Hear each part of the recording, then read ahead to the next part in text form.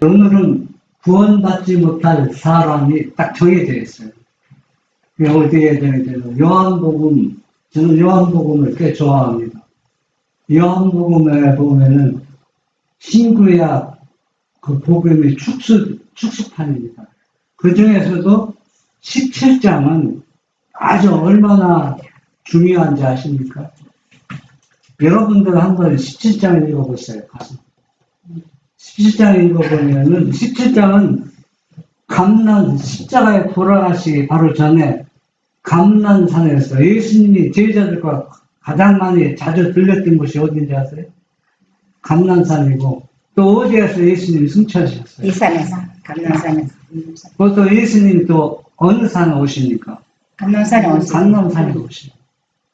의미가 꽤 신령한 곳이 감난산인데 여기에서 17장은 예수님이 마지막 중보 기도하시고 딱 돌을 하나 딱 던지면 떨어진 거리 있잖아요. 그 거리가 겟세마네 동산입니다. 거기에서 피를 토하는 침례의 피침례를 받으시면서 아버지와 통화 기도하신 그 내용이 겟세마네 동산입니다.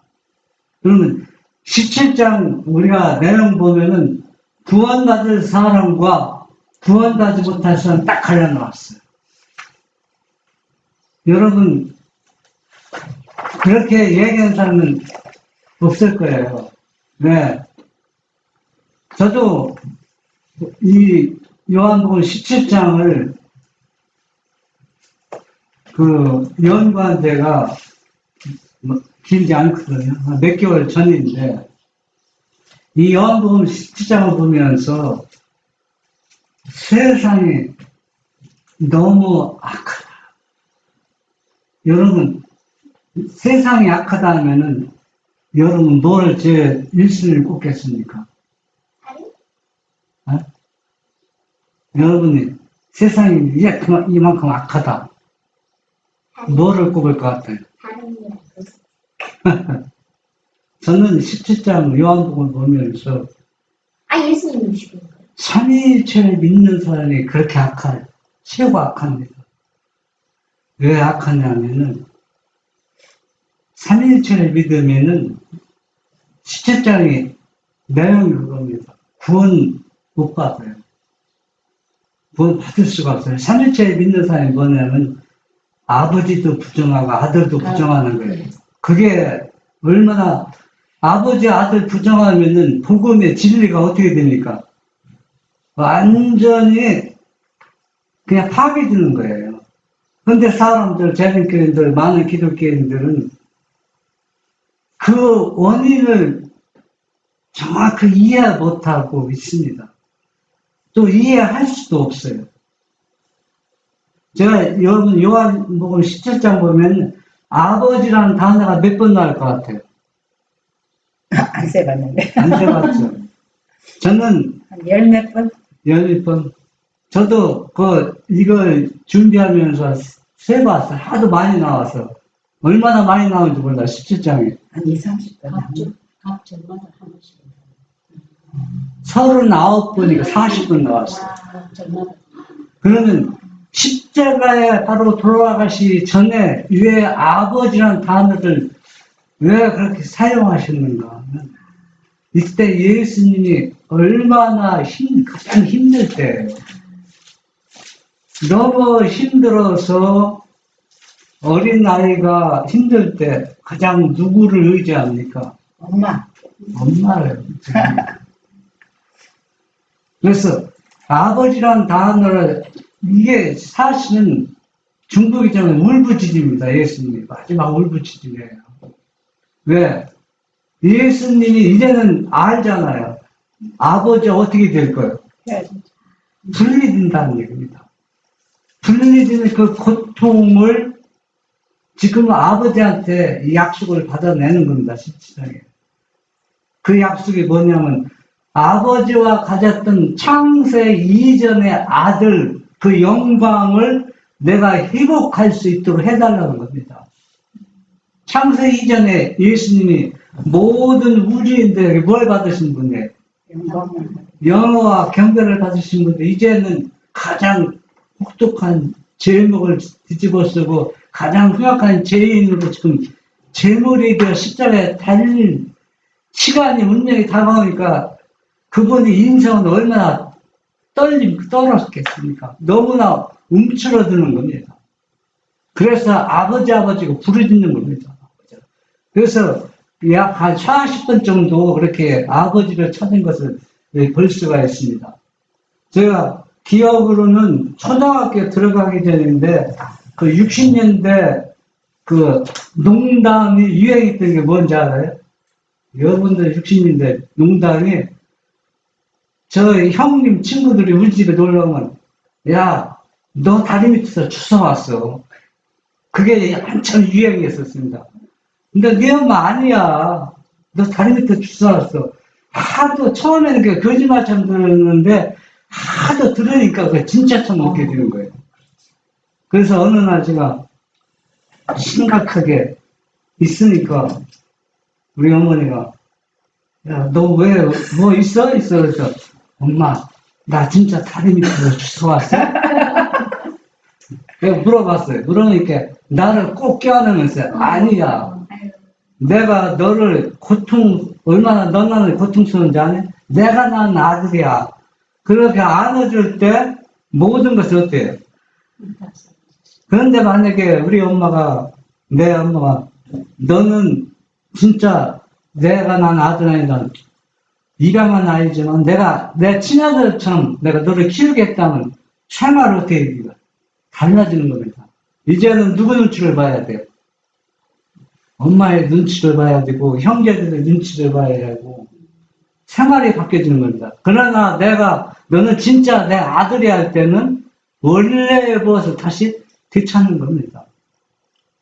이와 같이 오늘날 많은 기독교인들은 아버지와 아들을 부정하고 부인하고 있습니다. 제 친구들이 서울 큰 게 수석장로들이 몇 명 있어요. 다 교회마다 다 장로, 수석장로거든. 그래서 제가 전화를 물어보면, 야, 한장로, 야, 아버지와 아들, 그게 너 진짜 믿어? 너 교회에서 그 교육 안 받았어? 다 그러는 거예요. 이게 무슨 소리야? 그 얘기가 무슨 소리야 이게? 저는 언제까지 예수님을 믿으면서 아버지 아니고 아들 아니라는 얘기 처음 들었거든? 근데 네 교회에서는 그 교육도 안 지켰냐고 그러더라고. 전 그런 교육 한 번도 안 받았거든. 그런데 어느 날 1914년에 청송교회에서 주말 부흥회하는데 제가 가봤어요. 갔더니 박상환 목사님이 설교하는데 그때 누가복음 15장 비유 3가지가 나오지. 큰 비유가 탕자의 비유, 그다음 잃은 양의 비유, 달란트의 비유, 그런 거 나오지 않아요. 비유 나오는데 탕자 비유하면서 탕자 아버지 나오잖아요. 탕자 방탕 탕자 나오잖아요. 내용은 다 아시잖아요. 그러면서 이 목사님이 뭐라 하냐면 탕자 역할을 한 것이지 진짜 아들이 될 수 없다는 얘기다. 박상환 목사님이 또 아버지도 아버지 역할을 한 것이 진짜 아버지가 되는 연극 끝나면 탕자는 본래 탕자지 아들이 될 수 없다는 얘기다. 이게 무슨 얘기야 대본적으로? 네? 제가 너무 충격을 받았어요. 이게 무슨 얘기야, 이게. 처음 듣거든요. 그런데 제가 그래서 친구들한테 전화한 겁니다. 그러니까 친구들이 다 함장로 그걸 진짜로 믿느냐고. 구속의 경륜, 사랑을 표상하기 위해서, 이해시키기 위해서, 그걸 다 표상과 상징으로 한 얘기인지, 그걸 진짜로 받아들이냐고.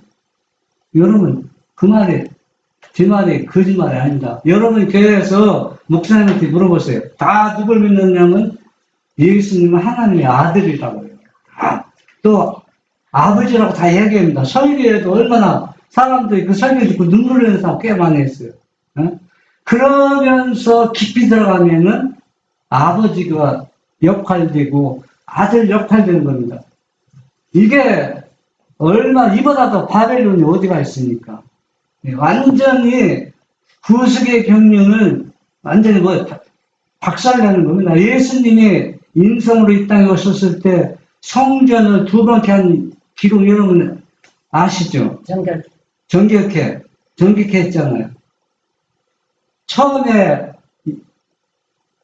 초기에 시작하고 또 시절에 돌아가시기 전에 한 번 하고 2번 했잖아요. 그때 그 상황은 어때요? 난장판이었잖아요. 교회가 뭐를 해야 돼요? 진리를 가르치고 창조주를 경배할 곳이 완전히 그런 난장판이었습니다. 지금 모든 교회가 그때보다 더 난장판이 되고 있어요. 네? 그 당시 사람들 것이 죄이고 잘못이라고 하지만 오늘날은 죄라고 생각하지 못하고 있다는 얘기입니다. 그래서 요한복음 17장에는 그런 것들이 어떤 사람이 아버지와 아들을 부정하고, 그러니까 이 얘기는 뭐냐면 아버지와 아들을 부정하는 것은 누구냐? 요한복음 17장에서 예수님께서 구원받을 사람과 구원받지 못할 사람은 딱 선을 그어놓은 겁니다. 요한복음 17장 12절에 보면 내가 저희와 함께 있을 때 내게 주신 아버지의 이름으로 저희를 보존하와 지켰나이다. 그 중에 하나도 멸망치 않고 오직 멸망의 자식뿐이 오니 이는 성경을 응하게 하리라. 여기 예수님께서 아버지께서 내게 의탁하신 아버지의 모든 자녀들을 아버지의 이름으로 되어 있어요. 지켰다고 했습니다. 하나도 멸망당하지 않았는데 오직 멸망의 자식뿐입니다. 멸망의 자식은 예수님께서 어떻게 있다는 거예요? 지키지 못했다고 했습니다. 이 멸망의 자식이 누굽니까? 일단 내게 주신 아버지의 이름으로 저희로 보존하사. 그러면 아버지의 이름이 무엇이냐? 한번 읽어보세요. 영생은 곧 유일하신 참 하나님과 그의 보내신 자 예수 그리스도를 아는 것입니다. 제가 그래서 36대 그 유명한 그 신학 박사님들이 쓴 이 책을 보았습니다. 요한복음 10장 3절. 읽으면서도 본인이 기록하면서 의미가 하나도 없어요. 진리가 다 빠져버렸습니다. 그러면 유일하신 영생의 유일하신 참 하나님과 그의 보내신 예수 그리스도 아는 것이다. 그러면 안다는 것이 무엇이냐? 교리적으로 아는 것을 말하지 않습니다. 그분의 사상을 우리가 다 받는 것을 의미합니다. 그분의 사상을 다 받으면 뭐와 일치됩니까? 십계명과 일치되는 겁니다. 그래서 요한의 사랑의 제자 요한이 뭐였습니까? 나를 사랑하는 자는 뭐라 했습니까? 계명을 지켜야겠습니다. 이것이 뭐라? 나를 사랑하는 것이라 했습니다. 아버지와 아들과의 관계, 요한복음 17장은 하나님과 그리스도가 각각 독립된 개성을 가지신 존재이신과 그들 상호 간의 관계에 관하여 분명하게 말하고 있다. 아버지여 때가 이르렀사오니 아들을 영화롭게 하사 아들로 아버지를 영화롭게 하옵소서. 이 말씀 속에는 그분들 각자의 개성과 객체가 각각 이미 나타나 있다. 네, 여러분의 그 복음 성경 가지고 계세요? 복음 성경에 보면은 우리 재림교회 28개 교리가 기록되어 있습니다. 그러면 이 화일 선지자 당시 재림교회 교리가 몇 개였습니까? 25개. 25개 교리인데 우선순위와 아버지 하나님입니다. 우선순위가. 그런데 지금 복음 성경 교리는 28개 교리에서 제일 우선순위가 뭐냐면 성경은 성령의 감동으로 기록되어 있다 했습니다. 그럼 그 성령 감동은 성령 하나님을 얘기하는 거거든. 이렇게 바뀌어졌어요. 이렇게 바뀌어져도 우리 교단에서 이 일을 하는 사람 아무도 없습니다. 당연한 것처럼 그렇게 받아들이고 있어요.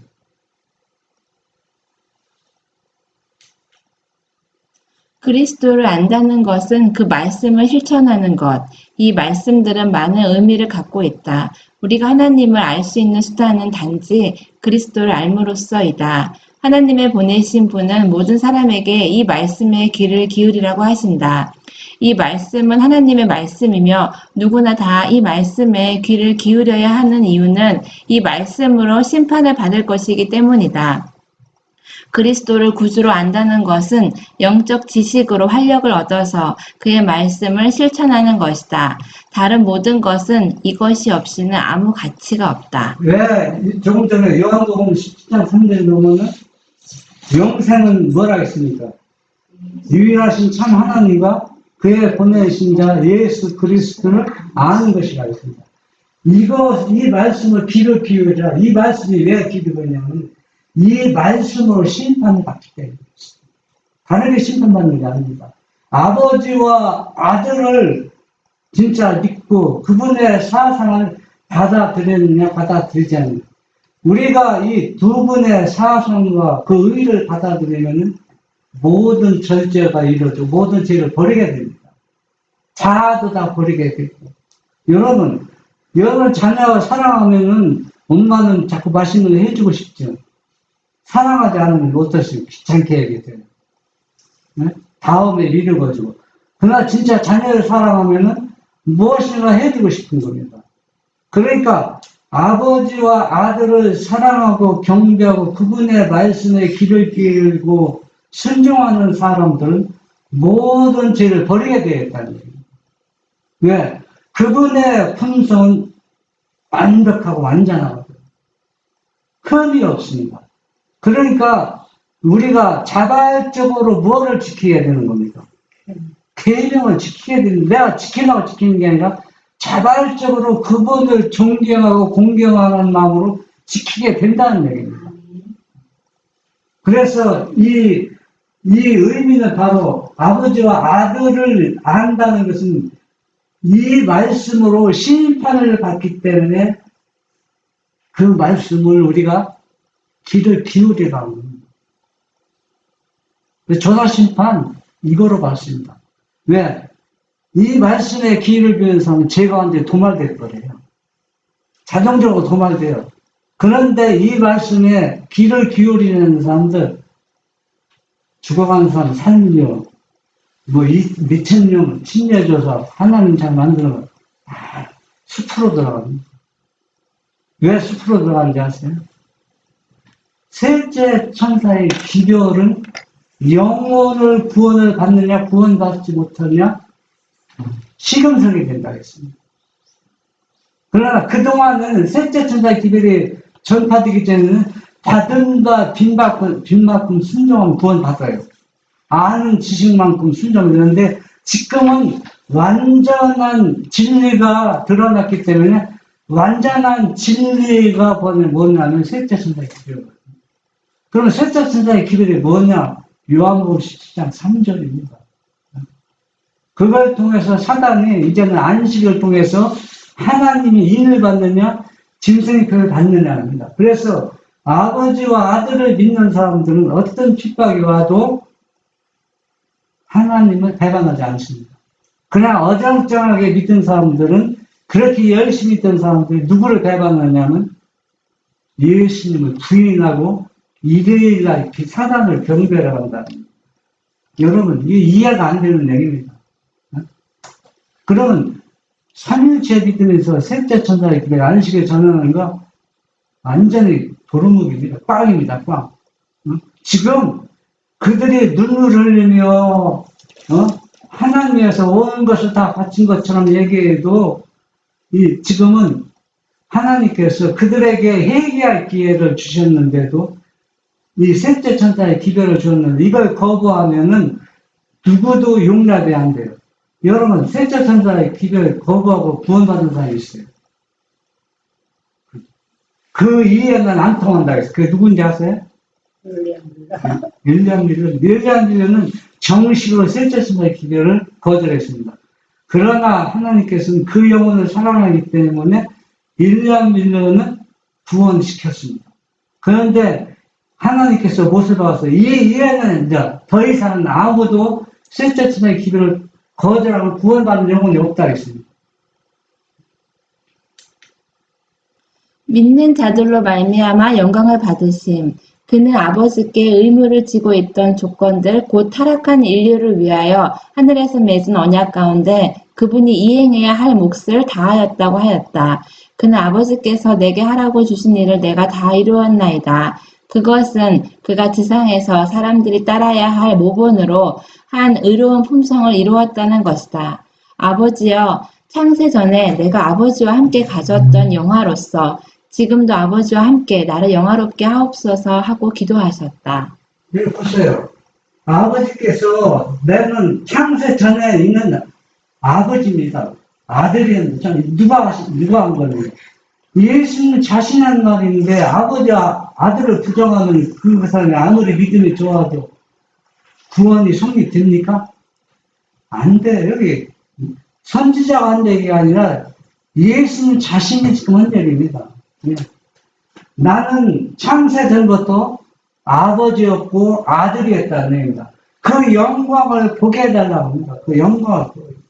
그러니까 예수님이 십자가에 달리기 전에 그 마음에 죄짐이 얼마나 무거운지 완전히 기가 죽어 있는 겁니다. 우리가 따지면. 너무 기가 죽어서 너무 훔치게 있는 겁니다. 그래서 십자가에 바로 지기 전에 창세 이전에 가졌던 그 영광을 어떻게 해달라는 보게 해달라는 얘기입니다. 여러분, 그 예수님의 심정을 우리가 한번 생각해 보세요. 누구 때문에? 내 죄 때문에 예수님이 지금 그렇게 아버지 앞에 기도하고 있는 것입니다. 그래서 아버지와 나를 좀 영화롭게 해달라고. 여러분, 아버지와 아들 분리되는 거 여러분 이해 못해요. 나도 이해 못합니다. 이해 못하냐면, 우리가 생각할 때 많은 사람들은 이 교리가 얼마나 잘못된 교리가 재밌게 들어왔는지 몰라요. 한두 가지가 아닙니다. 예수님의 인성도 그 유명한 냉철한 목사님들, 예수님이 인성을 쓰심으로 해서 하나님 아들이라고 주장하는 교리가 있고, 또 침례 받을 때 예수님이 하나님의 아들이 되었다는 교리가 있고, 또 예수님이 십자가에 돌아가셨을 때 예수님은 아들이 되었다는 명분을 얻었다. 그리고 예수님이 부활한 후에 아들이라는 명분을 얻었다. 이 네 가지 교리가 재밌게 하는 통면에 그렇게 주장하는 꽤 많이 있습니다.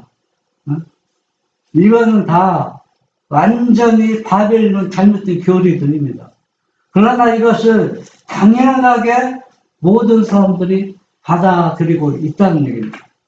그러면 이런 교리들을 가진 사람이 아무리 하나님 위해서 헌신하고 봉사하는데 하나님께서 어떻게 될까요? 한번 생각해 보세요. 하나님은 지금 자기 품속에서 난 독생자를 완전한 포악한 내 죄를 속죄하기 위해서 아들을 버렸는데 이걸 올바로 전해야 되지 않습니까? 그러니까 복음 그대로 올바로 전하는 것이 셋째 천사의 핵심이라는 얘기입니다. 다른 게 아니에요. 그는 이 기도에서 그가 성취한 일로 인하여 그가 깨달은 것과 그의 이름을 믿는 사람들을 주신 것에 관하여 좀 더 계속해서 말씀하신다.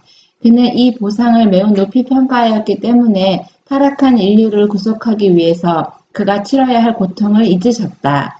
그는 자기를 믿는 사람들로 말미암아 영광을 받았다고 선포하셨다. 교회는 그분의 이름으로 그분이 시작한 그 일을 영광스럽게 마무리 지을 것이며 그 교회가 마침내 하나님의 낙원으로 속량함을 입을 때에 그는 그의 영혼에 수고한 것을 보고 만족히 여기실 것이다. 무궁한 세월을 통하여 구속함을 입은 무리들은 그분의 주된 영광이 될 것이다. 그는 자기를 믿는 사람들을 말미암아 영광을 받았다고 선포해요.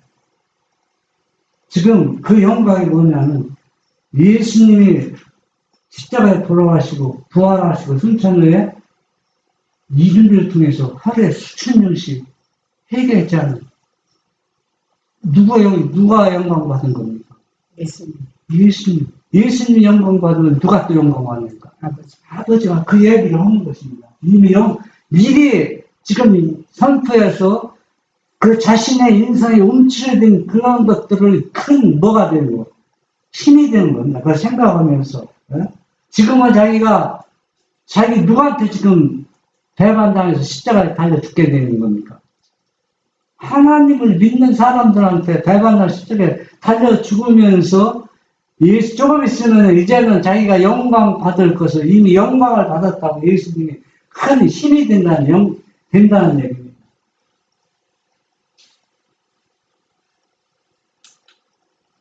휘장을 거두라. 그리스도는 인간 본성의 영광이 나타나게 해달라고 기도하고 있지 않다. 그 이유는 그리스도의 선자 속에는 인간의 본성이 결코 없었기 때문이다. 그분은 하나님과 그가 하나이셨을 때 가졌던 영광에 관해서 기도하고 계셨다.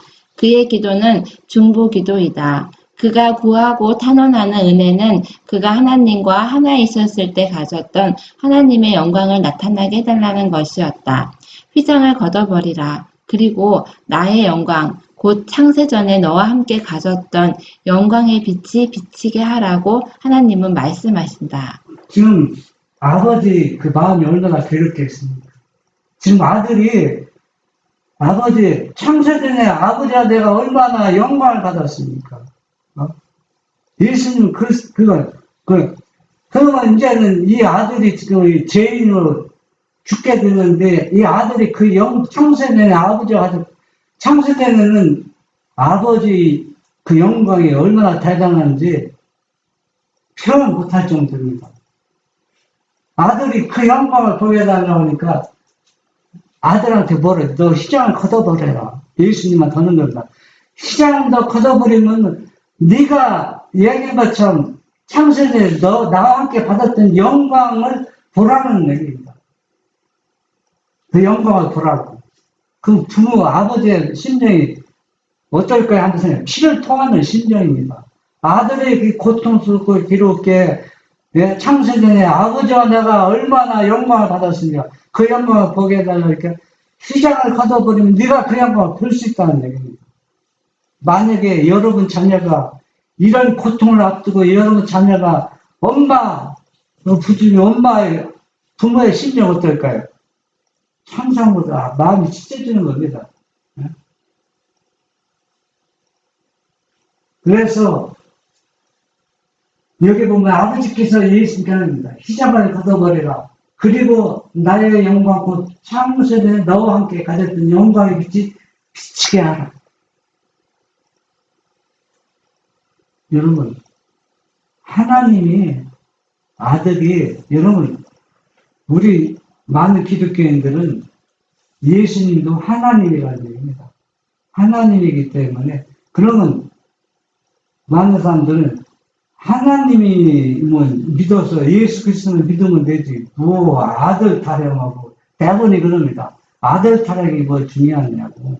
여러분 아들이 하나님이 인간에 비춰서 십자가에 속죄를 드린 것과 하나님의 아들이 이 땅에 오셔서 십자가에 죽은 것과 차이가 뭡니까?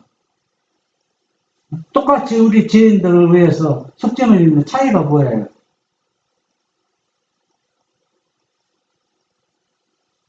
사람들 그걸 이해를 못해요. 아버지와 아들을 옹호하는 사람도 잘 이해 못합니다. 엄청난 차이입니다. 무슨 차이냐? 세 분 하나님이 있는데, 많은 기독교인 생각하죠. 세 분 하나님이 있는데, 한 하나님이 자원해서 인간이 되어서 속죄물이 되었어요. 그러면 그걸 믿으면 구원 받는다 해요. 그것도 엄청난 희생이죠. 그런데, 하나님의 아들이 인간의 속죄물이 되었어요. 그럼 차이가 뭡니까? 관계의 차이. 여러분, 스스로 있는 하나님이면은 아버지와 아들의 없지. 관계는 상징이나 표상으로 설명할 수 없는 게 복음이고 진리입니다. 무슨 표상, 성경에는 상징이나 표상이 많이 나와요. 근데 신학자들은 그렇게 성경을 풀이하기 때문에 이걸 이해 못해요. 이 문제. 여러분, 한 하나님이 희생해서 십자가에 돌아왔으면 그 하나님은 희생이 있기 때문에 되지만은 그런데 다른 하나님이 내가 너희들을 너무 사랑하기 때문에 아들을 주었다는 건 거짓말이 꽝이잖아요. 꽝. 그럼 성경은 다 거짓말이 되는 거거든요. 내가 너희를 너무 사랑하기 때문에 누굴 주었다? 아들을 주고 하늘을 다 주었다는 게 거짓말이 되잖아요. 완전히 거짓말이고 십계명이 완전히 파괴되는 겁니다. 이 성경이 완전히 뒤죽박 되는 겁니다. 그런데도 삼위일체가 왜 믿으면 안 되고 어떤 죄인지도 구분을 못하고 있어요. 이보다 더 큰 죄는 없어요. 그래서 요한복음 17장 12절에 보면 멸망의 아들은 아버지 아들을 부정하는 사람이 멸망의 아들이에요. 다른 게 아닙니다. 그게 누구냐? 제자들이 가룟 유다입니다. 가룟 유다는 예수님 하나님의 아들로 한 번도 인정하지 않고 받아들이지 않았습니다.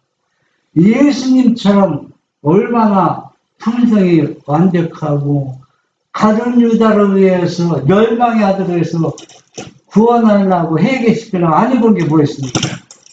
그 누구도 그걸 못했어요. 예수님도 못했어요. 그래서 아버지한테 언약하는 겁니다.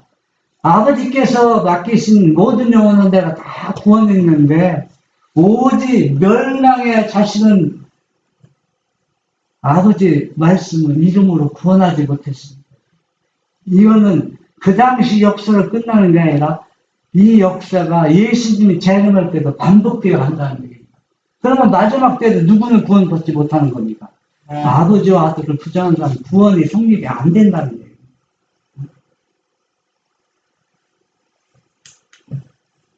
그리스도께서 공적으로 하늘에 복귀하심. 그리스도의 기도는 응답되었다. 그는 창세전에 그의 아버지와 함께 가졌던 영화로서 영광을 받았다. 그러나 이 같은 영광 중에서도 그는 지상에서 수고로이 투쟁하는 자들을 보고 있었다.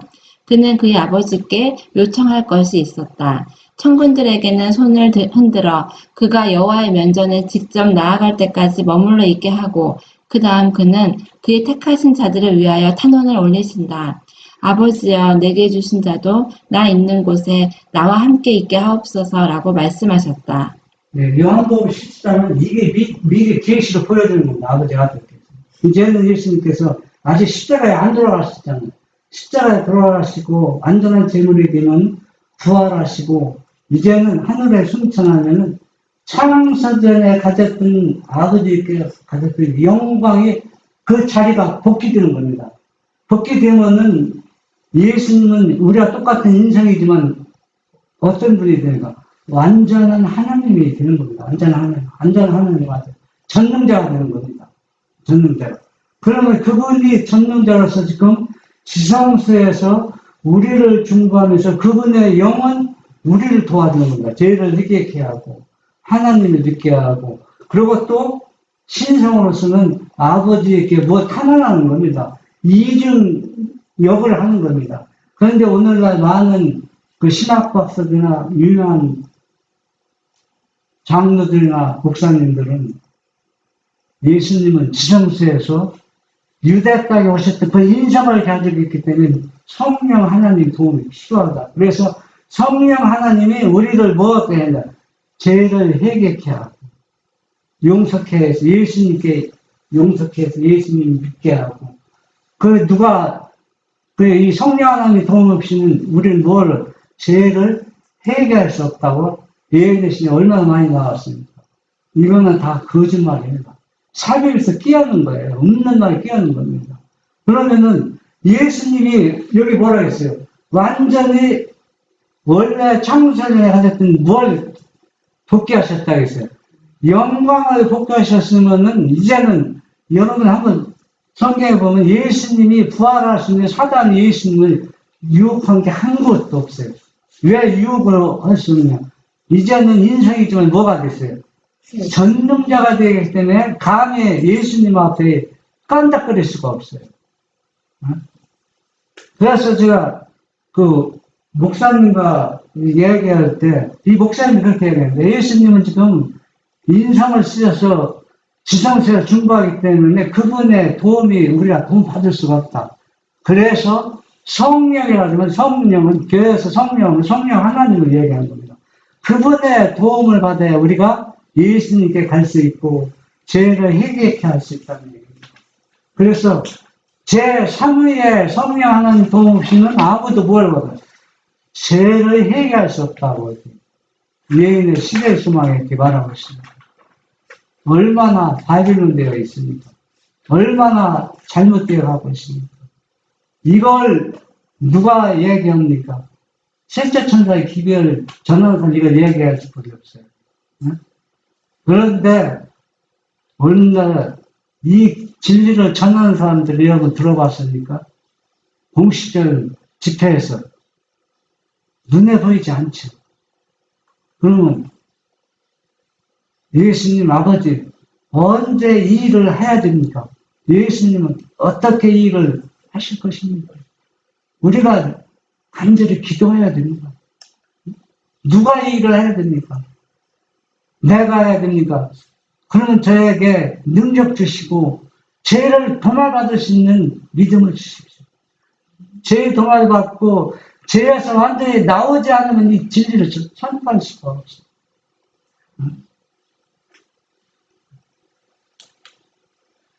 그러자 아버지께서 모든 천사들이여 그에게 경배할지어다 하고 선포하신다.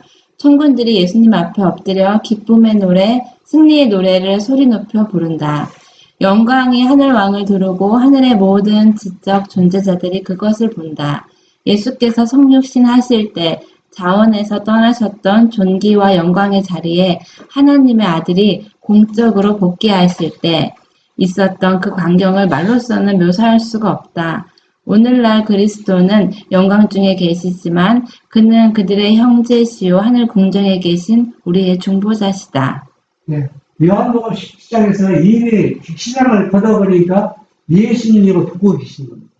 그러니까 큰 힘이 되겠습니까? 안 되겠습니까? 얼마나 큰 힘이 되겠어요. 그러면서 겟세마네에서 또 피를 토하는 기도하시잖아요.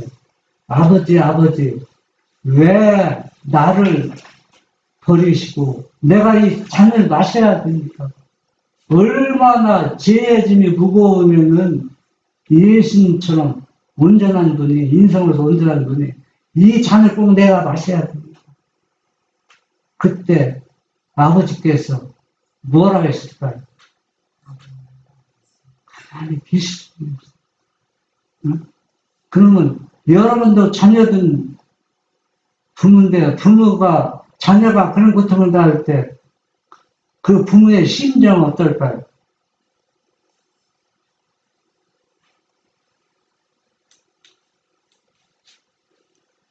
큰 영광, 그들이 당신의 말씀을 지켰나이다 라는 말씀은 참으로 영광스러운 칭찬의 말씀이다. 이 말씀들이 우리들에게 주신 말씀이라면 큰 명예가 될 것이다. 그러나 자아가 개입되고 자아가 주도권을 잡으려는 경우가 너무나 흔하다. 이 당시 가장 핍박받는 것은 예수님을 하나님의 아들로 믿는 사람들을 다 잡아주겠다. 그 선동자가 사울이었는데 사울도 예수님 만난 다음에 이제는 자신이 이제 핍박을 받게 되었죠. 그러니까 이 역사는 계속 재림할 때까지 반복되는 겁니다. 다른 게 아니에요. 계속. 그리고 가장 핍박이 심한 사람은 누가 핍박이 심할 것 같아요?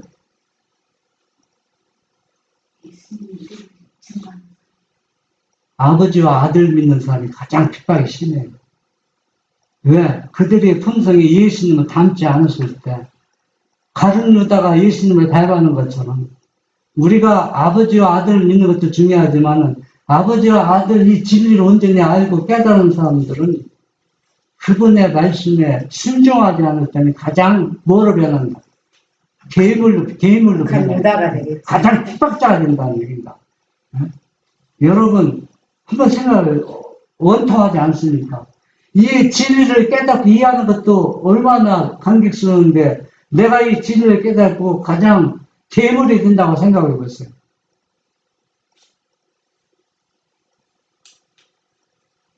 자기 만족은 성화가 아님 저희를 진리로 거룩하게 하옵소서. 아버지의 말씀은 진리니이다. 즐겁고 만족한 느낌은 성화의 증거가 아니다. 인간 자녀들의 모든 행위에 관한 충실한 기록이 보관되어 있다. 영원히 거하시는 높고 거룩하신 분의 눈을 피할 수 있는 것은 아무것도 없다. 네, 우리가 많은 사람들은 하나님의 말씀에 집중하고 또 열심히 선교사하고 일을 합니다. 이것이 다 위선이요 거짓이 아닙니다. 그들의 마음이 솔직한 심정입니다. 솔직한 고백이고 또 그들은 뭔가 변하고 성화된 것처럼 느껴집니다. 그러나 이거는 뭐가 성화가 아니라고 했습니다. 왜 성화가 돼? 그 안에 온전한 진리가 없다는 얘기입니다. 성화는 온전한 진리 안에서 성화가 되는 겁니다. 내가 좀 기쁘고 만족하는 것은 자기 자신이 지금 속고 있습니다. 아버지의 말씀은 진리인데 아버지의 말씀은 진리를 통해서 만족을 느끼지 않으면 그것은 자기 자신이 속고 있다는 얘기예요. 아들과 함께 고난을 당하신 아버지. 재판전과 갈바리에서 연출된 장면들에서 우리는 사탄의 감화 아래 있을 때 인간의 마음이 무엇을 할 수 있는가를 본다. 천군들이 그리스도를 구원해낼 수도 있었지만 그리스도는 십자가형에 순복하셨다. 천사들도 그리스도와 함께 고통을 당하였다. 하나님 아버지께서도 친히 그리스도와 함께 못 박히셨다. 왜냐하면 그리스도와 하나님 아버지는 하나이시기 때문이었다. 그리스도를 거절한 사람들, 이 사람이 그들을 다스리는 것을 원치 않는 사람들은 사단의 지배하에 들어가 사단의 종으로서 사단의 일을 하였다. 그러나 그리스도는 그들을 위해서도 그의 생명을 십자가에 들이신 것이었다. 예수님의 십자가는 이런 원수들까지 구원하시고 사랑하려고 다 포옹하고 안는 것입니다.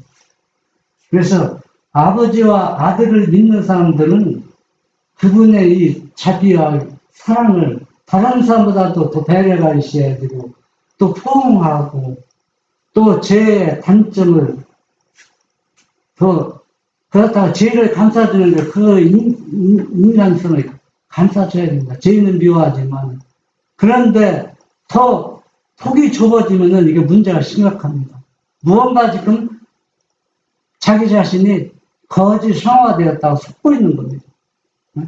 진짜 성화는 계명과 하나님 성품을 완전한 것을 나눠 받은 게 진짜 성화인데 그렇지 못하면서 성화했다 착각하고 있습니다.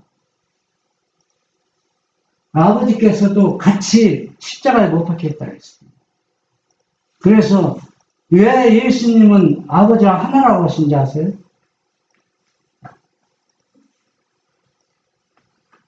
아버지의 생각이 생각과 인생과 아버지 생각이 말로 왔기 때문에 하나라고 그러겠죠. 아버지 품속에서 나왔는데 예수님은 아버지 품속에서 나오기 전 모습과 나온 후에 일치합니다.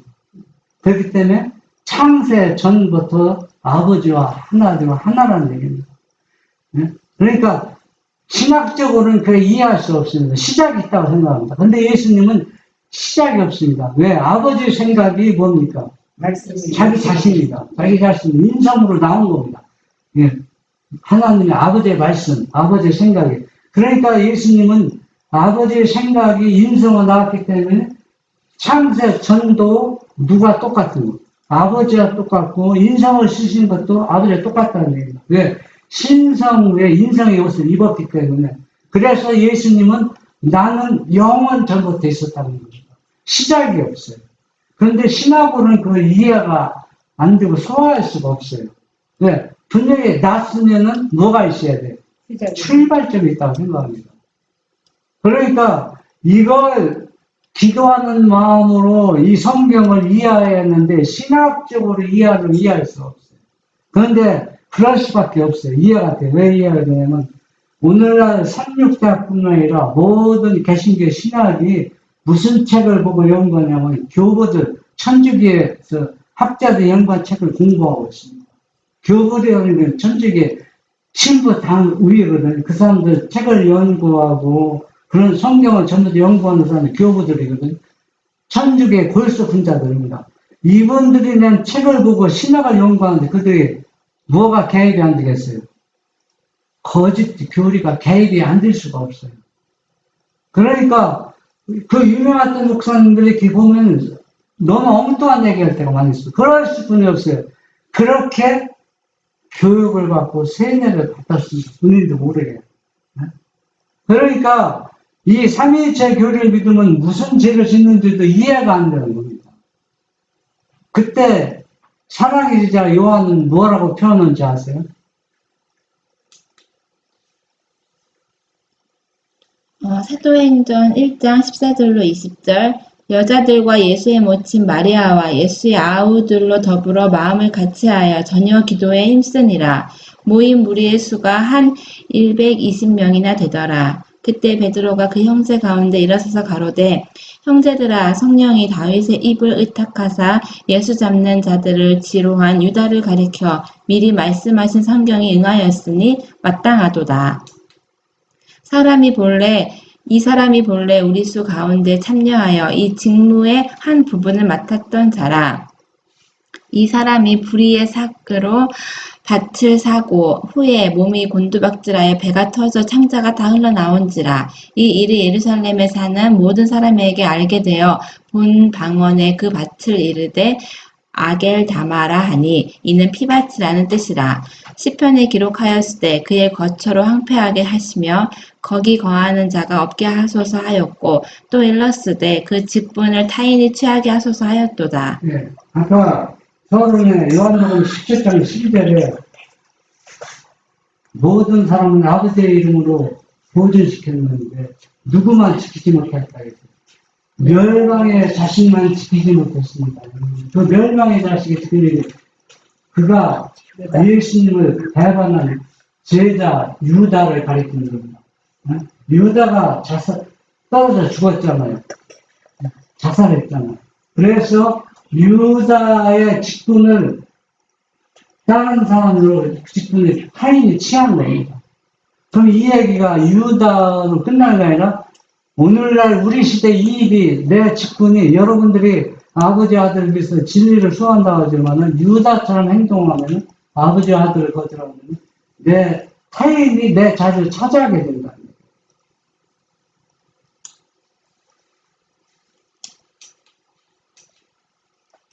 데살로니가후서 2장 3절 누가 아무렇게 하여도 너희가 미혹하지 말라. 먼저 배도하는 일이 있고 저 불법의 사람 곧 멸망의 아들이 나타나기 전에는 이르지 아니하리니. 네. 사도 바울이 예수님 만나기 전에는 사단의 일을 얼마나 열심히 했습니까? 그러나 강에서 가는 도중에 예수님을 만난 후에는 완전히 그가 회개했습니다. 회개해서 멸망의 자식에서 하나님의 아들로 들어오는 겁니다. 그래서 사도 바울이 이 멸망의 아들이 나타나기 전에, 불법의 사람, 멸망의 아들이 나타나기 전에는 재림이 이르지 아니할 것이다. 그러면 이 불법의 사람, 멸망의 아들이 누구냐는 얘기입니다. 누군지 다 아시잖아요, 여러분. 제가 설명 안 드려도 여러분 잘 아십니다. 이 멸망의 아들은 첫 번째 1순위가 누스레. 그 다음에 그가 어디 교황청. 오늘날 카톨릭 천주교잖아요. 천주교고 그 천주교에서 삼일체 교리가 핵심 교리입니다. 그래서 삼일체 교리로 온 세계를 하나로 동맹을 맺어요. 그래서 이 교리를 반대하는 사람은 이단이고 이 교리를 받아들이는 사람은 이단이 아닙니다. 정통 교회라고 얘기합니다.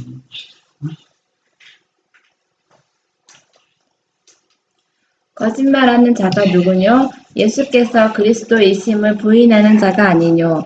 아버지와 아들을 부인하는 그가 적그리스도니 아들을 부인하는 자에게는 또한 아버지가 없으되 아들을 시인하는 자에게는 아버지도 있느니라. 네. 사랑의 기자 요한이 말하기를 거짓말하는 자가 누구뇨? 예수 그리스도를 부인, 예수 그리스도라는 얘기는 하나님의 아들이라는 얘기입니다. 그래서 아버지와 아들을 부인하는 것은 적그리스도고 이 적그리스도가 또 멸망의 아들입니다. 이 사람들은 회개하지 않습니다. 여러분. 루스벨이 회개했습니까? 가룟 여자가 회개했습니까? 그럼 마지막에 똑같은 현상이 일어납니다. 이 멸망의 아들은 회개가 없습니다. 절대로 회개 안 씁니다.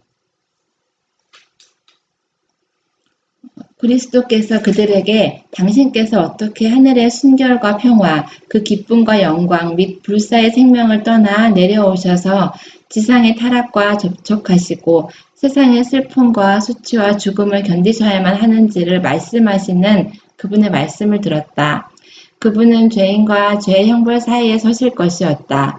그럼에도 불구하고 그분을 하나님의 아들로 받아들일 사람들은 거의 없을 것이었다. 저는 이 말씀을 보면 도저히 이해가 안 돼요. 왜? 유대인들은 아브라함의 후손이고 얼마나 그 3년 동안 메시아를 기다리며 오늘날 교회에서 얼마나 성실하게 예배드리고 안식일시키고 매일 속죄제물 예수님이 메시아가 오셔서 돌아가시고 상징적으로 양을 잡아서 대사졌는데 왜 그들이 예수님이 막상 인성을 쓰시기 땅에 오셨을 때 왜 아들로 받아들이지 않는가? 여러분 이해가 됩니까? 도저히 이해할 수가 없어요. 아무리 생각해도. 그럼 오늘날도 똑같은 일이 반복되고 있다는 거 더 놀라운 일입니다. 오늘날도. 그렇게 믿음이 좋은 사람 많잖아요. 우리 주변에. 말씀을 얼마나 봅니까? 그런데 그들은 천연식을 듣고 있어요. 여러분께 이해가 됩니까? 이해가 안 돼요. 어떻게 설명할 수가 없어요. 그러면 그들이 왜 그렇게 되는가 선지자는 우리에게 말해주고 있습니다.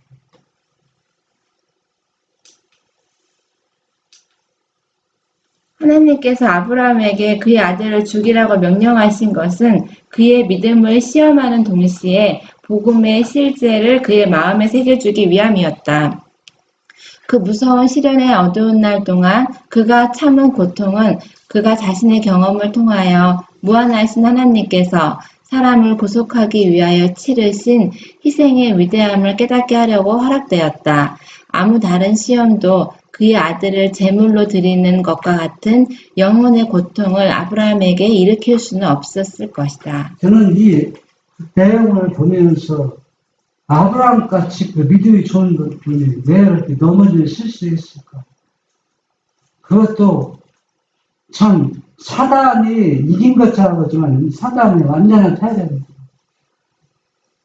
아브라함이 이렇게 넘어졌기 때문에 죄를 지었기 때문에 아들을 바치라는 명분을 하나님께 제공하는 겁니다. 이건 어떻게 보면은 제 말 오해할 소지가 있지만 하나님의 무한하신 선입니다. 그래서 이 아브라함이 얼마나 귀한 아들입니까? 알잖아, 내용이. 어떻게 얻은 아들이. 그 아들을 양처럼 잡아서 제물로 바치라는 그 명령을 받았을 때 그의 영혼의 고뇌, 심령. 여러분이 아무리 믿음이 좋다고 해도 인정이 나를 위해서 제물로 바치라면 참 잘 올까요? 안 올까요? 힘들죠. 우리 부모 똑같습니다. 아마 하나님에서 내릴 겁니다. 이건 뭐 반칙이라고. 반칙이죠. 성경에 볼 때 반칙입니다. 살인하지 말라. 그런데 아브라함은 그렇게 하나님께 얘기하지 않습니다.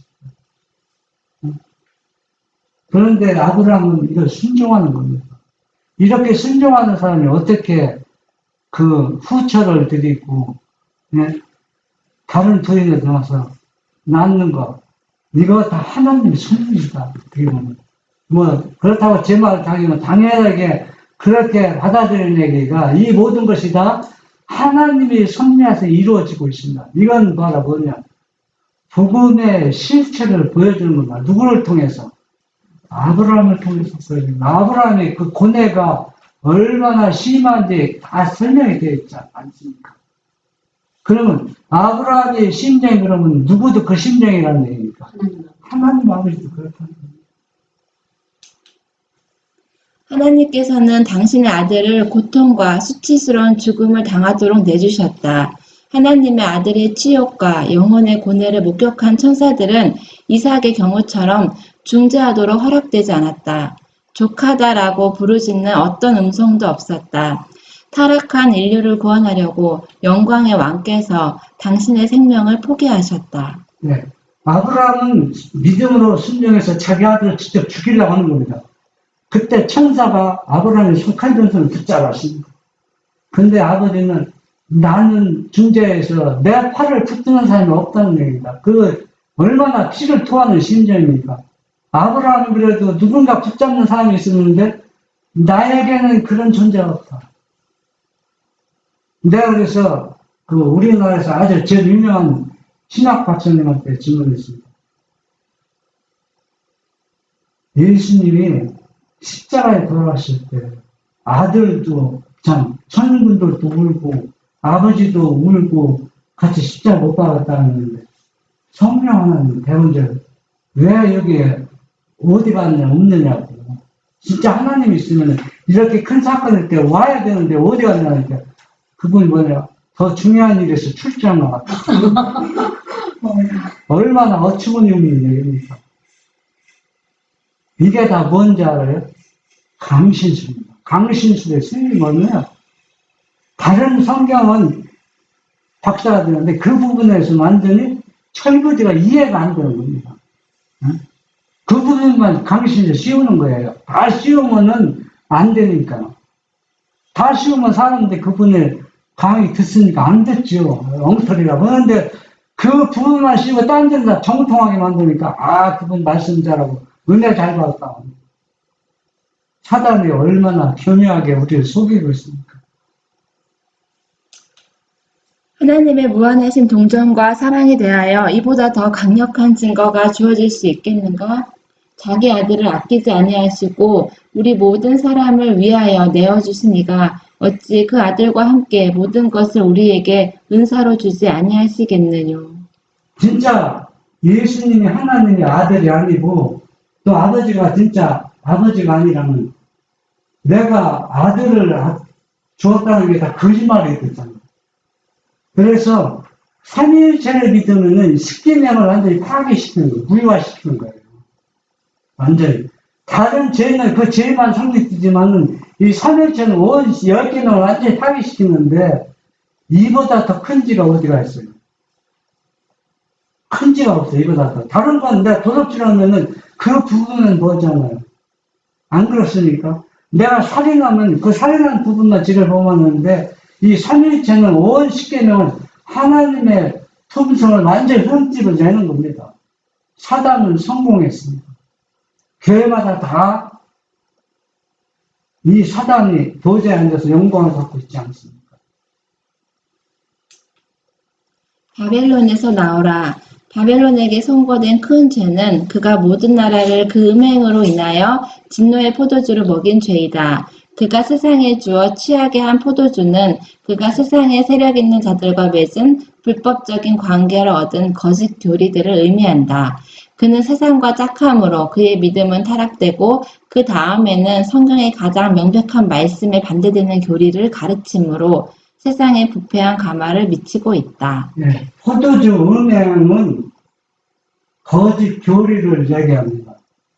지금 거짓 교리들이 교회에 많이 들어와 있지 않습니까? 그런데 그걸 거짓이라고 믿는 사람이 있습니까? 아니라고. 이것을 증거하기 위해서 다른 성경들을 인용하고 봐라. 이게 이렇게 하지 않느냐. 왔다 갔다. 저도 여러 목사님과 이렇게 성경을 이렇게 이야기할 때 사람들은 목사님 너무 황당한 얘기를 많이 해요. 너무 황당하기 때문에 너무 화가 나요. 막 그냥. 성경 그 위치면 성경을 바르게 이해해야 되는데 너무나도 거리가 먼 얘기를 하니까. 그런데 포도주에 취하면 어쩔 수가 없어요. 그래서 선지자는 뭐라 그러냐면 강신술이라고 했습니다. 부자순자 686쪽에 보면 아버지와 아들을 부인하는 사람은 강신술이라고 했습니다. 여러분 다 아시잖아요. 그러니까 어떤 이 집사님은 이분도 성경을 꽤 연구해요. 저는 이분을 따라갈 수가 없어요. 얼마나 밤낮 연구하는지. 이분이 뭐라고 하냐면, 삼위일체가 중요하면은, 대장부에 기록했지, 왜 기록하지 않느냐. 그러니까 부조와 선지자는 별로 중요하지 않다는 얘기예요.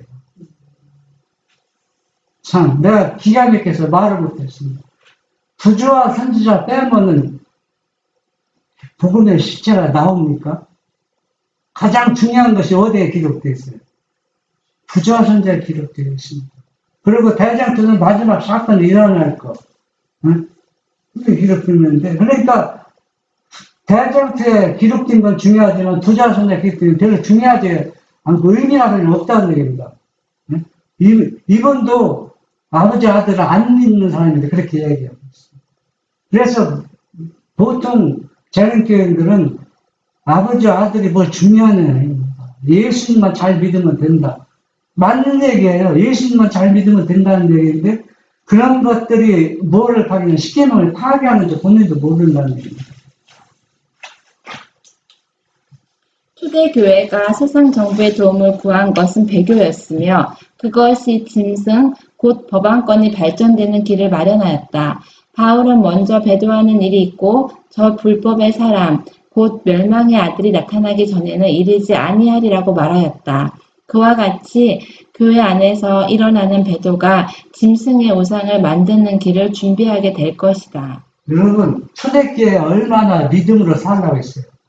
초대교회가 전제되게 교황청이에요. 교황청의 1등 공신이다. 초대교회가 그만큼 타락해 갖고서 이 교황청이 교황권이 설립되기가 1등 공신이에요. 초대교회가 얼마나 엄청난 사건입니다. 그럼 오늘날 재림교회가 초대교회 역할처럼 되어가고 있습니다. 초대교회가 누구를 도와서 교황청을 기반에 완전히 완전히 설립되고 1등 공신이라는데 재림교회도 똑같습니다. 지금 안식일 지키고 하나님 사랑한다고 하지만은 똑같은 역사가 반복되기 때문에 일민지 화해성 경고했죠. 재림교회에 대한. 어떻게 경고냐? 이스라엘 역사를 따라가지 말고 반복되지 말라 했습니다. 촛대가 옮긴다 했습니다. 이스라엘 촛대가 옮겼지 않습니까? 그러면서 오늘날 재림교회 신자들은 평신도마 목사님 뭐냐면 화해선자가 이렇게 말했다. 지금 이 재림교회는 제7일 안식일 예수 재림교회는 마지막 교회이기 때문에 이 교회를 떠나면은 구원이 없다. 바벨론이다. 떠나면 바벨론이라 얘기하는 것도 그 얘기가 화해선자 거짓말이니까 진심이니까. 진심이었지. 그때는 화해선자가 말할 때는 진심이었는데 조건이 있어요. 그 아브라함 후손에 조건이 있었죠. 아브라함 후손은 하나님께서 영원히 내가 함께 하겠다 했어요. 그러면 지금 영원히 함께 하고 있으니까 그것도 조건이 있죠. 뭘 할 때? 나의 계명을 순종할 때. 그러면 지금 이스라엘 나라가 지금 영원히 하나님이 함께 하시는 겁니다. 개인적으로 함께 하죠. 부분적으로는. 그러나 교회적으로는 이미 떠났다는 얘기입니다. 재림교회도 똑같아요. 그러니까 평신도들은 이게 떠나면 구원 없다 보니까 이게 안 떠난다고 발버둥 치는데 둘째 천사가 불러내는 겁니다. 바벨론에서 나와라. 나오라는 얘기입니다. 그런데 그렇게 일치면은 교회에서 어떻게 됩니까? 쫓겨나요. 그 설교하는 사람은 옷을 벗어야 돼요. 교단에서 떠나야 됩니다. 그러니까 누가 감히 이 셋째 천사의 기별을 진짜로 일치는 영혼이 있을 수가 없어요. 그런데 알면서 침묵을 지키면은 어떻게 될까? 분명히 성경에서는 그런 영혼들에게 말하고 있습니다. 성령이 밝히 말씀하시기를 후일에 어떤 사람이 믿음에서 떠나 미혹하게 하는 영과 귀신의 가르침을 조치리라. 사단은 모든 능력과 표적과 거짓 기적과 불의의 모든 속임을 행할 것이다. 그리고 진리의 사랑을 받지 아니하여 구원함을 얻지 못하는 모든 자는 거짓 것을 믿게 하는 미혹에 빠지도록 버려둔 바 될 것이다. 이와 같이 불경건한 상태에 이르게 되면 1세기에 나타났던 것과 동일한 결과가 나타날 것이다. 네. 초대교회 당시 처음에는 에베소 교회 처음 사랑을 얼마나 했습니까? 그런데 뭐라 했어요? 처음 사랑을 버렸다고 했잖아요. 1세기 동안은 이제는 아들을 믿는 사람도 잡아주기고 핍박이 심해진다. 그 현상이 1세기에 나타난 것 같이 오늘날도 나타난다는 거예요. 오늘날. 여러분도 한번 가장 아무리 친한 친구에게 야, 너 삼일체 믿으면 귀신을 사단 성경에 이야기하면은 훌쩍 뛰지. 뼈만 놔두면 다행이고 뼈만 놔두면 너 미쳤다. 응? 너 귀신 들렸다. 너 귀신에 맞았어. 사람이 완전히 달라졌다. 저 한순도 보면은 연합해서 모르는 사람이 거의 없어요. 아들. 네? 그러니까 이단에 빠진 사람이. 그래서 그 사람 만나러 간다면 그 사람 절대 만나면 안 된다고. 내가 여러 번 들었습니다. 서울에까지 퍼지고 완전히 전국적으로 광고해서 이 사람은 설교하지 못하게 해갖고 이 사람 만나지 말라. 완전히 귀신이 씌운 사람이다. 전 그래도 억울하지 않습니다. 뭐 억울하게 구했습니다. 예수님도 그렇게 참남죄로 하나님의 아들이라는 참남죄로 잡혀 죽었. 제목이 그거예요. 네? 하나님의 아들이랄까 그래서 참남죄로 잡아 죽였잖아요.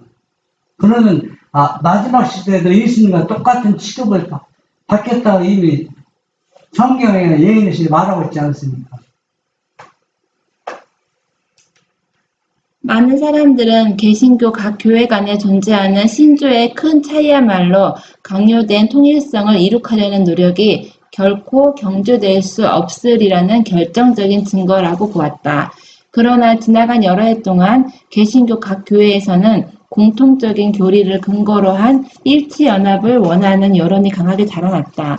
그와 같은 연합을 이루려면 그것이 서로 성경상 관점에서 아무리 중요할지라도 모든 사람이 합의하지 아니한 문제들에 관한 토의는 필연적으로 포기하지 않으면 안 된다. 네, 개신교회도 교리가 다 달라요. 다르기 때문에 하나로 연합하는 게 불가능한 것처럼 느끼는데 이제는 한 교리로 연합이 됐습니다. 그게 뭐냐면 삼일체 교회입니다. 그런데 자립교회도 포함됐어요. 자립교회도 우리도 삼일체를 믿는다. 그래서 연합이 됐습니다. 연합이 돼서 이제는 이교회 목사님들은 삼일체로 부도나기 위해 성경을 연구하지 않는데 우리 자립교회 목사님들은 봐라 성경과 예언의 삼일체가 맞다는 거 그 반정을 하고 얼마나 애를 쓰는 모습은 어떻게 보면 너무 불쌍해 보여요. 그게 자기 정신이니까 완전히 강신술에 빠진 겁니다. 그 본인도 이해 못하는 거예요. 열심히 하나님을 위한다고 일하지만은 사도 바울이 예수님 만나기 전에 사도 바울이 아무리 정직하고 솔직한 심정이라도 하나님께서 그걸 원하지 않았다 했어요. 그 개종한 다음에 사도 바울이 완전히 180도 달라졌잖아요. 우리도 이 죄를 회개하여 사도 바울처럼 되는 겁니다. 합중국의 주요한 교회들이 공통적으로 주장하는 교리에 의하여 서로 연합하여 그 국가로 하여금 자기들의 교령을 강제로 실시하게 하고 그들의 제도를 강압적으로 유지하려는 때가 이르면 그때에 개신교 미국은 로마교적 교권 정치의 우상을 만들게 되고 그 필연적 결과로서 이에 반대하는 자들에게는 법률적 형벌을 과하게 될 것이다. 네, 사단은 삼일체 교회로 하나로 묶는데 성공했습니다.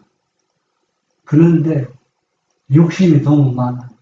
교만해서 이걸로 성이 안 차고 성이 안 차서 이제 이교의 협력을 통해서 진짜 하나님의 인과 진정에 받아서 안식일과 이교회로 대두되는 겁니다. 대두해서 진짜 안식일을 지키는 사람들은 아버지와 아들을 믿는 사람들. 그 사람들은 자기 목숨이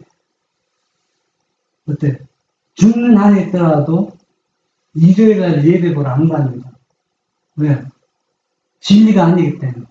그런데 아버지와 아들을 믿지 않고 그냥 어정쩡하게 믿던 사람이 있잖아요. 그거는 중요해요. 그냥 예수님을 믿지. 그러면 그런 사람들, 그렇게 열심히 있던 사람들이 어디로 갑니까? 일요일 사단을 경배하러 갑니다. 이게 바로 셋째 천사의 기별이거든. 그래서 사람들은 그걸 이해할 수가 없어요. 이거는 우리 교회는 지금 해당이 안 된다고 생각해요. 개신교회들은 우리는 지금 안식을 지키고 있는데 뭐 때와 법을 경계했어. 그건 개신교회들이지. 그렇게 생각하는 대부분입니다. 그러나 제일 먼저는 우리 자녀들에게 선포하는 거예요. 너희가 지금 십계명을 무너뜨리고 있어. 파괴하고 있어. 그런데 자녀교회들이 그걸 이해합니까? 셋째 천사가 자세히 선포하는 겁니다. 예? 안식을 똑바로 지키고, 일요일을 지키지 말라. 그러니까 사단은 자기가 이제는 삼일체 교회로 완전히 장악했지만 만족을 받지 못하는 겁니다. 그러니까 이제는 진짜 하나님의 인과 진성의 표를 구분 짓는데 이것도 사단이 하나님의 천원 덫에 걸리는 겁니다. 걸려서 이제 자기 종말을 구하는 거예요. 이제 이것이 이 안식일과 일요일 휴업령이 내리면은 사단의 끝이잖아요. 그런데도 이거는 하나님이 천원 덫에 걸려서 자기가 사는 시간이 단축된데도 그래도 하는 거예요. 사단이 예수님을 십자가에 못 박으려고 그렇게 했습니까? 아니잖아요. 십자가 못 박으면 자기가 게임에서 지는 줄 알았는데 왜 예수님을 십자가 못 박으라고 합니까? 예수님이 혹시 신의 신적 능력을 사용해서 십자가에서 내려오게 하나? 그러면 예수님이 지는 거 아닙니까? 그걸 유혹한 것이지 예수님을 직접 죽이려고 유혹한 건 아니라는 얘기입니다.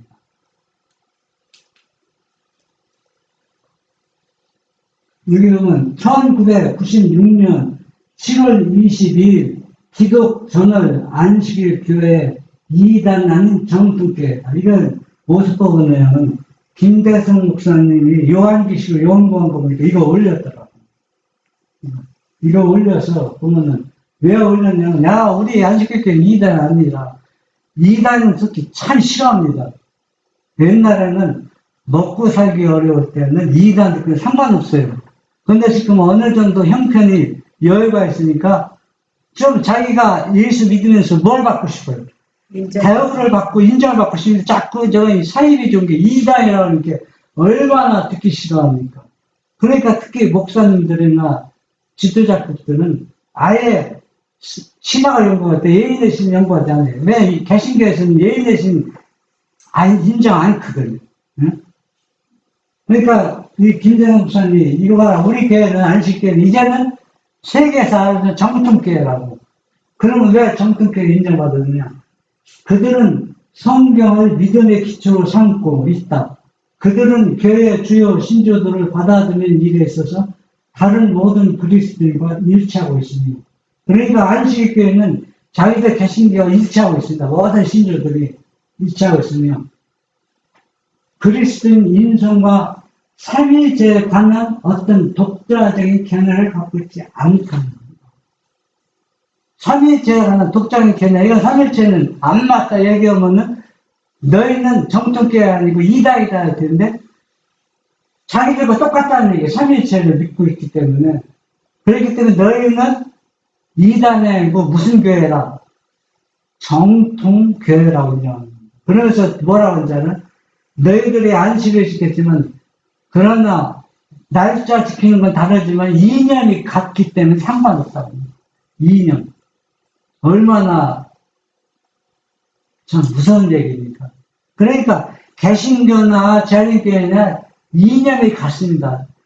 안식일날 예배 드리지만 사상이 똑같다는 얘기입니다. 그렇기 때문에 너희는 우리 형제교회요 이단이 아니라고 했습니다. 진리를 가진 사람은 언제나 이단의 소리 들었습니다. 언제 대우받은 적이 있어요? 그렇잖아요. 그런데 이제는 재림교인들도 먹고 살만하니까 이제 대접을 받고 싶고 인정을 받고 싶고 원하니까 자꾸 손을 내밀어서 타협하는 겁니다. 열왕기상 3장 24절로 27절 또 가로되 칼을 내게로 가져오라 하니 칼을 왕의 앞으로 가져온지라 왕이 이르되 산 아들을 둘의 나눠 반은 이에게 주고 반은 저에게 주라. 그 산 아들의 어미 되는 계집이 그 아들을 위하여 마음이 불붙는 것 같아서 왕께 아뢰어 가로되 청컨대 내 주여 산 아들을 저에게 주고 아무쪼록 죽이지 마옵소서 하되 한 계집은 말하기를 내 것도 되게 말고 네 것도 되게 말고 나누게 하라 하는지라. 왕이 대답하여 가로되 산 아들을 저 계집에게 주고 결코 죽이지 말라. 저가 그 어미니라 하매. 이 말을 보면서 무엇이 생각납니까? 생각나는 게 있죠.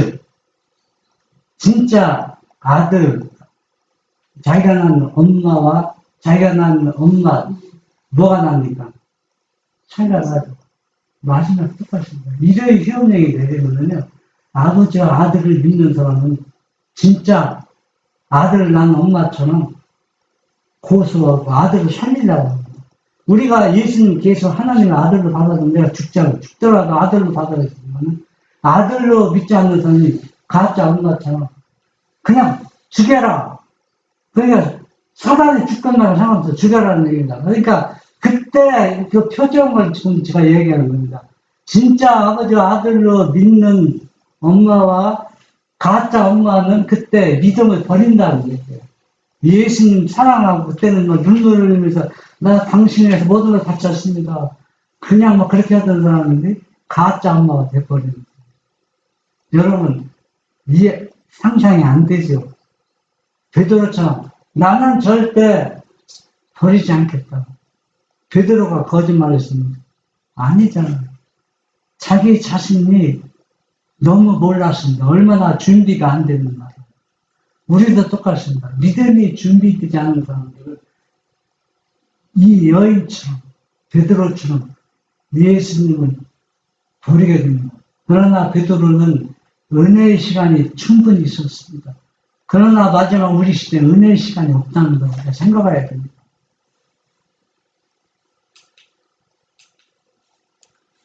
마태복음 5장 37절 오직 너희 말은 옳다 옳다 아니라 아니라 하라. 이에서 지나는 것은 악으로 쫓아 나느니라. 아멘. 모든 사람들은 아버지 아들을 믿는다고 인정하지만 침묵을 지키고 있습니다.